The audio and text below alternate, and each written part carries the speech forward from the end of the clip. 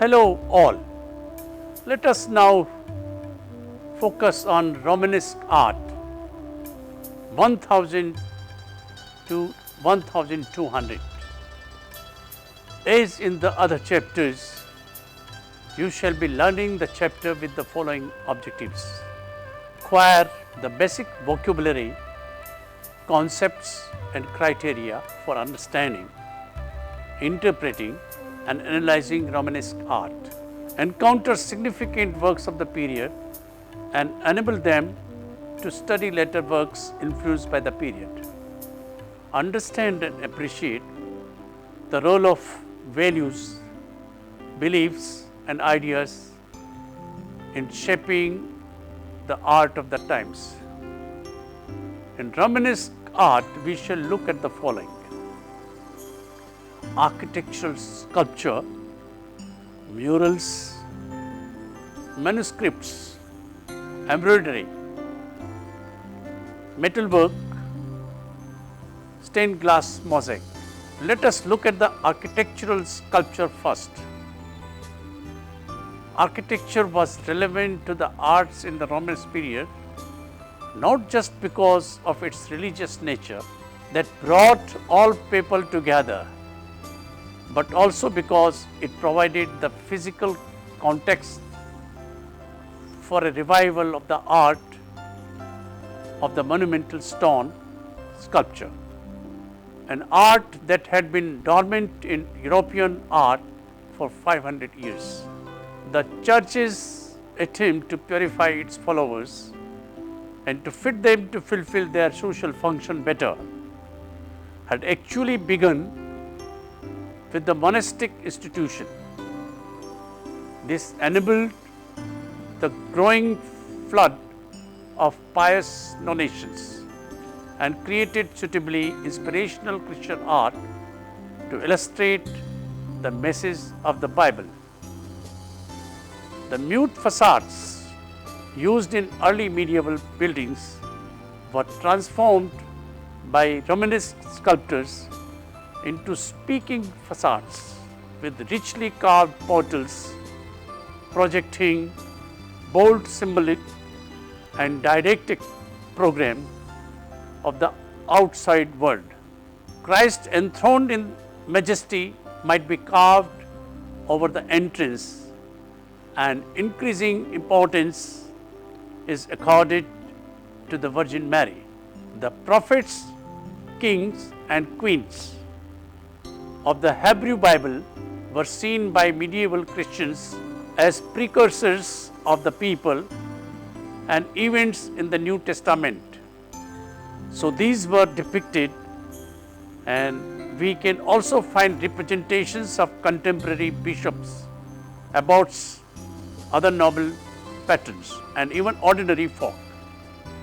A profusion of monsters, animals, plants, geometric ornament, allegorical figures such as lust and greed, and depiction of the real and imagined buildings surround the sculpture within its architectural setting. The elect rejoice in heaven with the angels. The damned suffer in hell, tormented by demons. Biblical and historical tales come alive.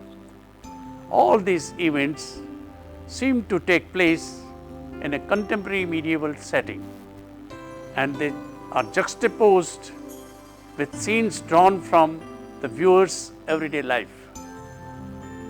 Figural sculpture appeared not only at entrances but on the capitals of interior as well as exterior piers and columns.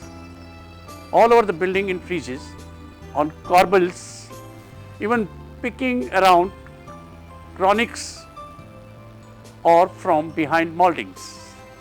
There are plenty of work for stone sculptors on Romanesque building sites. In northern Italy, early Romanesque with little ornamentation welcomed capitals in crypts and ambularities. As in San Stefano at Verona, and later Adriatic between Venice, Saint Nicole di Ledo, Trieste, Saint Gosto. At about the same time in the south of France and Catalonia, there was a search for technical means to solve the problem of adapting the surface motif used in panels, interlacing palmettes and rosettes to the rough-hewn surface of the capital. From the end of the first third of the 11th century, at Le Puy, Tournus and Saint-Pierre de Roda, there appeared a series of capitals based on the Corinthian scheme,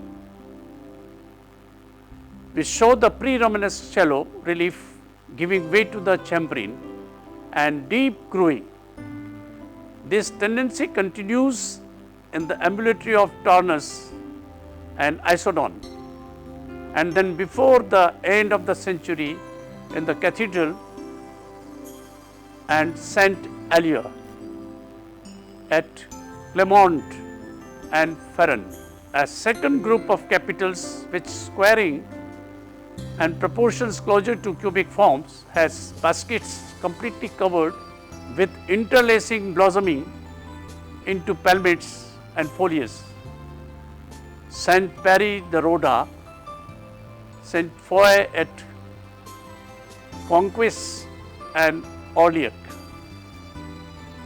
Links with the pre-Romanesque relief work appear more clearly in the sculptured capitals with animal and plant themes in shallow relief in the church of Saint Martin du Canigo, in the confluent reliably dated to the early 11th century. The transition from ornamental to figurative in the decoration of the capital and the role of figure intended to emphasize and lighten its function are only two aspects of the amazing wealth of experiments which help to form the style peculiar to Romanesque plastic art, give it its architectural character during the 11th century.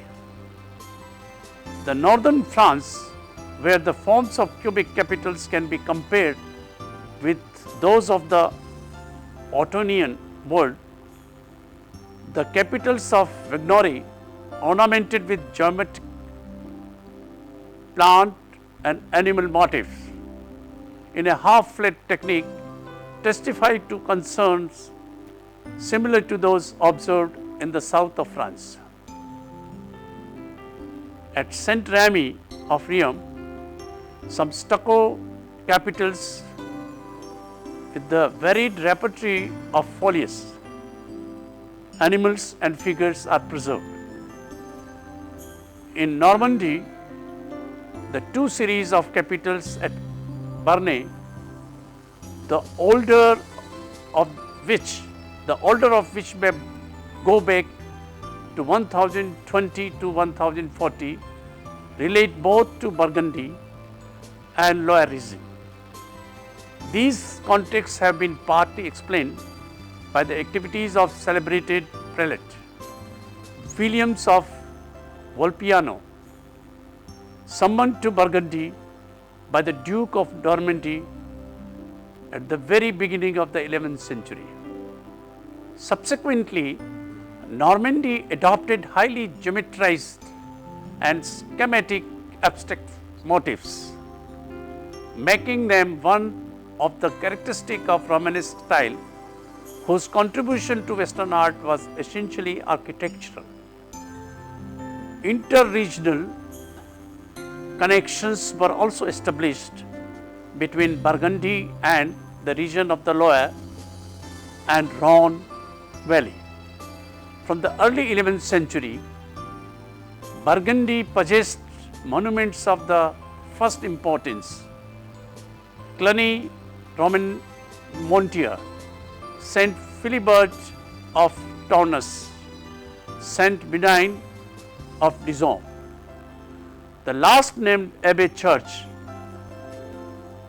which played such a large part of the flowering of the Romanesque apse during the first 2 decades of the century.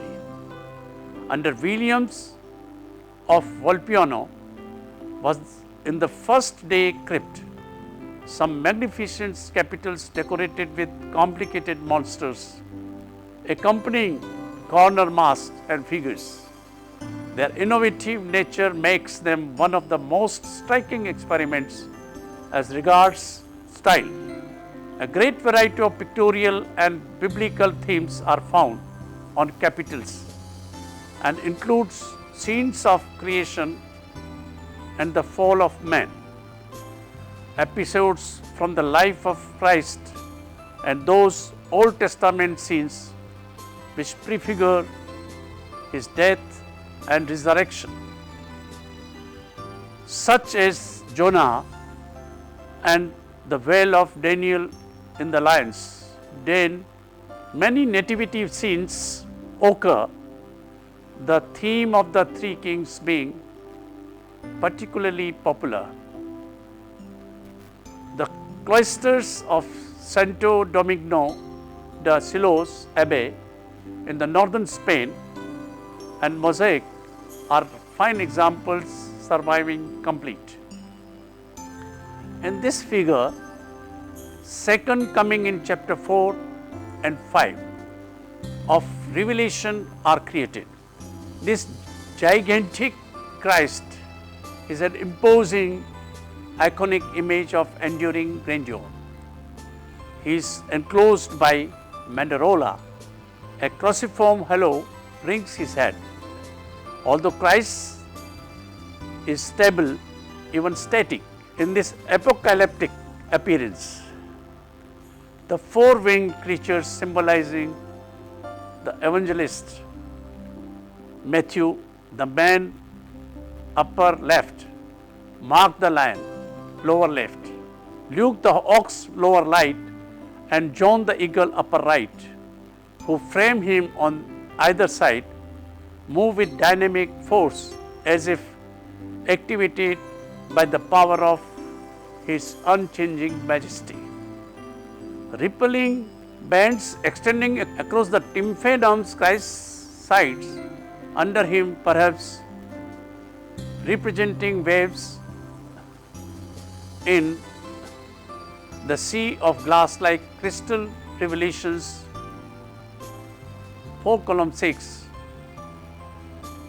delineate three registers in the 24 elders with gold crowns on their heads and either a harp or a gold bow of incense. Revelation 4:4, 5:8 takes an individually conceived pose and posture. Each of them takes an individually conceived pose and gesture, as if the sculptors were demonstrating their ability to represent three-dimensional human figures turning in space in a variety of postures, some quite challengingly contorted. Foliage and geometric ornament covers every surface surrounding their tableau.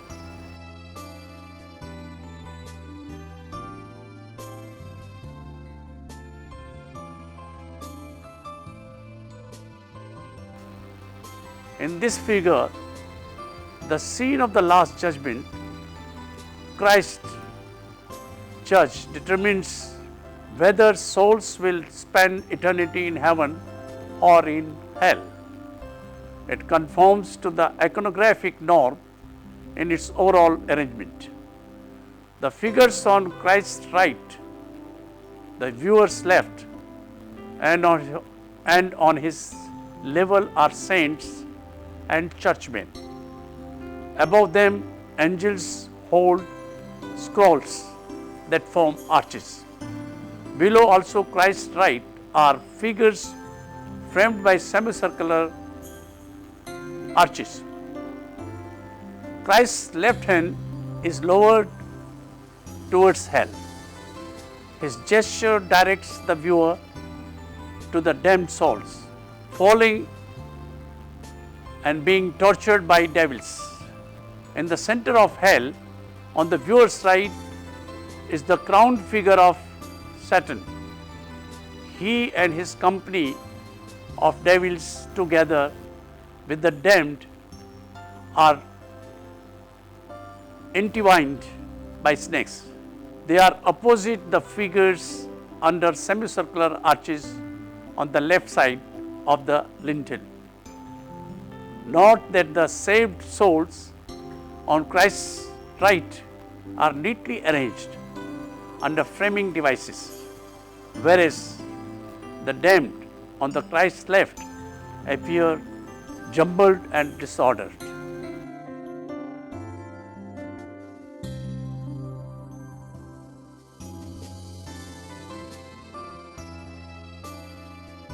At Autun Cathedral in Burgundy, the sculptural decoration was carved by Kisleberts, who signed his name on the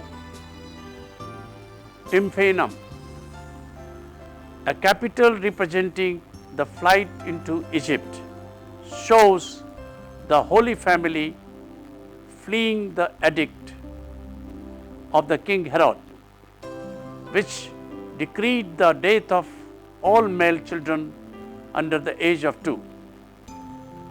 Joseph leads a lively high stepping donkey carrying Mary and Christ out of Bethlehem into Egypt.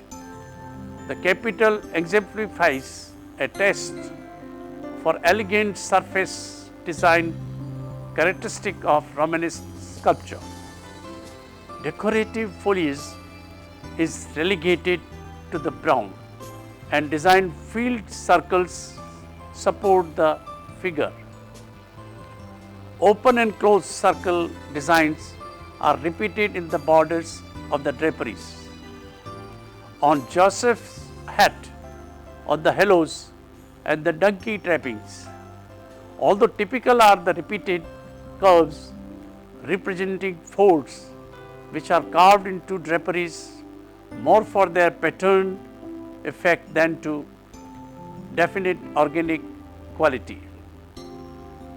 On Joseph's tunic, the surface curves enhance the impression of backward motion, as if the cloth had been blown by the sudden gust of wind.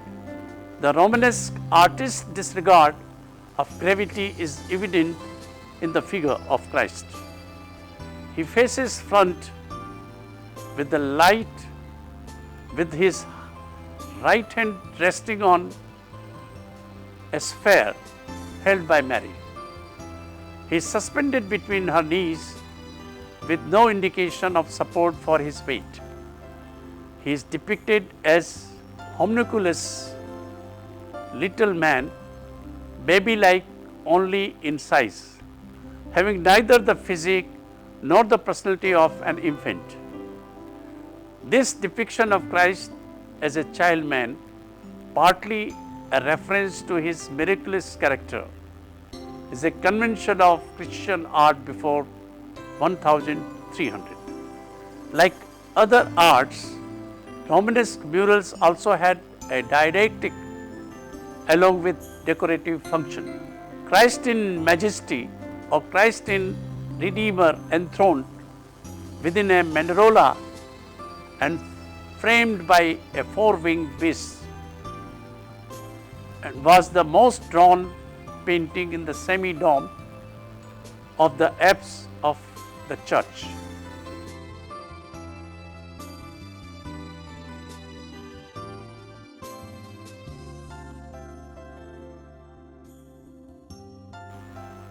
As a different example, the Romanesque chapel in the Castel Appiano in northern Italy illustrates the use of rich colors, blues, greens, brown and yellows, and lively forms. In the details of semi-dome in the central apse, Mary and Christ are enthroned between two angels. A floral border frames the scene. It is interrupted by the jeweled golden throne, which suggests Byzantine influence. Formal unity is created as the background green repeats the shape of the border, while the blue repeats the pointed oval of the apse itself. Mary is frontal, staring directly at the viewer. Her draperies echo the background blue and green, and a flat halo repeats the color and beaded designs of the throne. The draperies also reflect a taste for elegant and curvilinear surface patterns that are unrelated to organic form. As in autumn flight, although differing in proportions, Christ is a small man held in Mary's lap. His right hand is extended in the gesture of benediction. Let us look at manuscripts now. The illuminated manuscripts were another achievements of Romanesque art. This is characterized by flattened space and lively patterns. The medieval artist's imagination found more freedom of expression in marginal areas than in central image. The influences here might have been Islamic manuscripts and Anglo-Saxon metalwork. In contrast to the Muslim artists, however, the Romanesque artist is not prohibited from combining figuration with abstraction.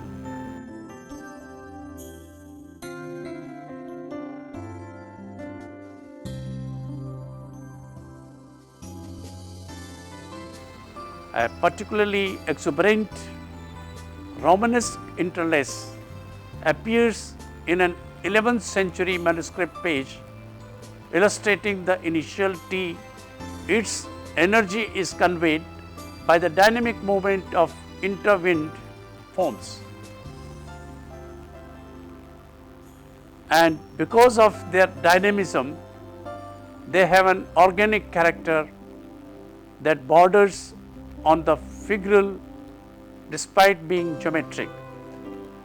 The transition between nature and abstraction is enhanced by the interlaces flanking the T, which emerges from the mouths of the birds.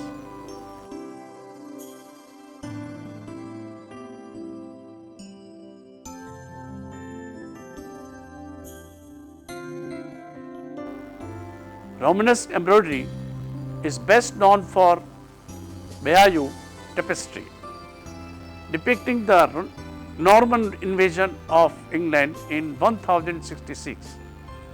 The tapestry is over 23 feet long and contains 626 human figures and 731 animals and 376 boats and 70 buildings and trees. Obviously, it was a daunting task embroidering made by stitching colored wool onto bleached linen. The events it depicts unfold from left to right, accompanied by Latin inscriptions. In the figure here, William the Conqueror leads a group of Norman nobles, including Odo, on galloping horses against the English.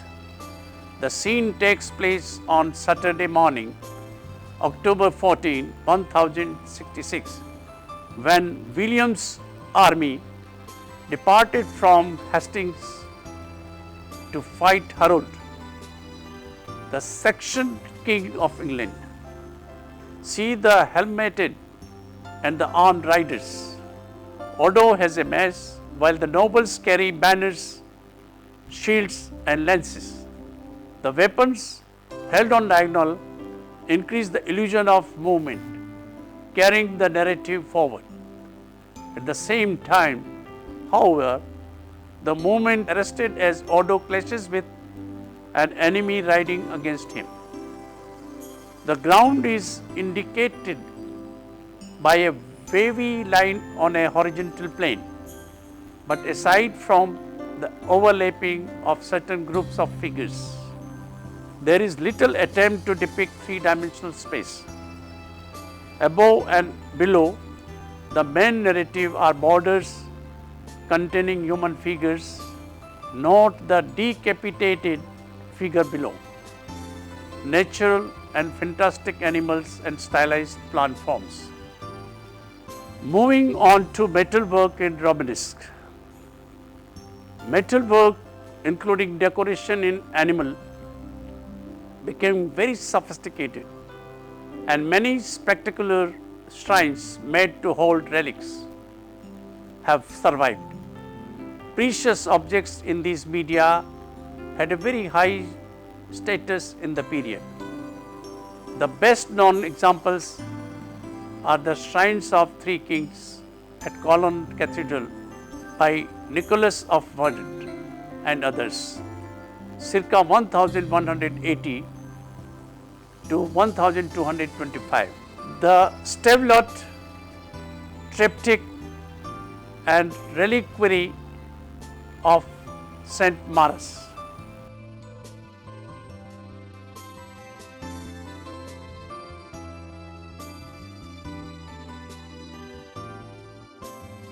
In northern Europe, at Stavelot, located in Meuse River region in the modern Belgium, the Stavelot reliquary triptych was commissioned, a spectacular reliquary to house relics of the cross. Designed in the form of triptych, an altarpiece with three sections, the Stavelot reliquary depicts scenes from the popular medieval legend of the true cross, the cross of the Jesus. The scenes on the wings are shown in animal inlay on a gold ground and are framed by circles, which could denote the ascending universal church. The wings themselves contain Corinthian columns supporting round Romanesque arches. In the central panel are two small triptychs. The larger depicts the cross with standing figures of Constantine and his mother Saint Helena. Two archangels are above the arms of the cross, and on the inside of the open wings are four saints.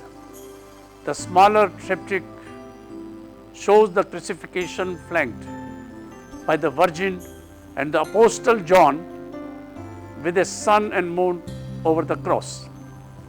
A recess inside the crucifixion contained a small silk pouch with fragments of the true cross, the Holy Sepulchre, the Virgin's dress, and the head of a nail allegedly used in crucifixion. The main wings depict three Constantine scenes on the left and three Helena scenes on the right. They focus on Constantine's conversion to Christianity and Helena's discovery of the true cross. On the left, reading from the bottom upward, are Constantine's vision, his victory over Maxentius, and his baptism. On the right, the lowest scene shows Helena searching for cross in Jerusalem. In the middle scene, she is on cavalry as three crosses are excavated from the ground. At the top, the miracle of the true cross is enacted. To discover which of the three crosses was Christ's. Helena had each in turn held over the body of the dead boy, whose funeral procession happened by. The two cross restored him to life. These scenes conveyed to the medieval pilgrim a message about the power of the cross and its role in establishing Christianity as the official religion of Rome. The vision of Constantine here, represented as dream, set in motion this sequence of events. An angel holding the inscription, "In this you conquer," points to cross in the sky. The pairing of Constantine and Helena also pairs Rome on the left with Jerusalem on the right. When pilgrims traveled to Stavelot, they reinforced their identification with these sites. Let us now talk about stained glass mosaics. Oldest known fragments of medieval pictorial stained glass appear to date from 10th century. The earliest intact figures are 5 prophet windows at Augsburg, dating from the late 11th century.